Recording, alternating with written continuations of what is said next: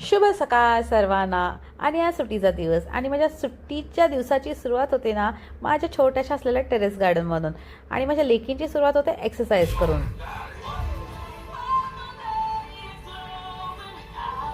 ह्या जेनजीचं मी समजू शकते, पण ह्या माझ्या छोट्या पंचीचं काय काय गरज आहे हिला.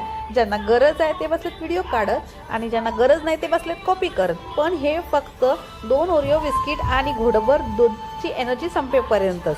नंतर आपल्या रुटीनला आणि लागल्याही आपल्या रुटीनला.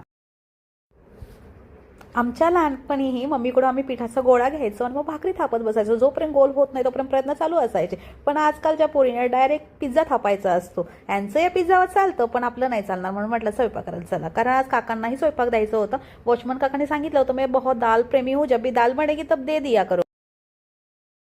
लेकिन आज दाल तो नहीं, वरण बनेगा. वरण क्या पता वरण प्रेमी भी बन जाए, म्हणून त्यांच्यासाठीही बनवलं आणि आमच्यासाठीही बनवलं. आणि मग त्यांना पळायला दिलं. नंतर आम्हीही बसलो जेवण करायला. आणि आता मोठं चॅलेंज, चिवला आता भाजी चपाती खायचीच आहे, कारण पराठे नाहीत. दरवेळी ती पराठे खाते, भाजी तिचे नेमकेच 2-3 ठरलेले असतात.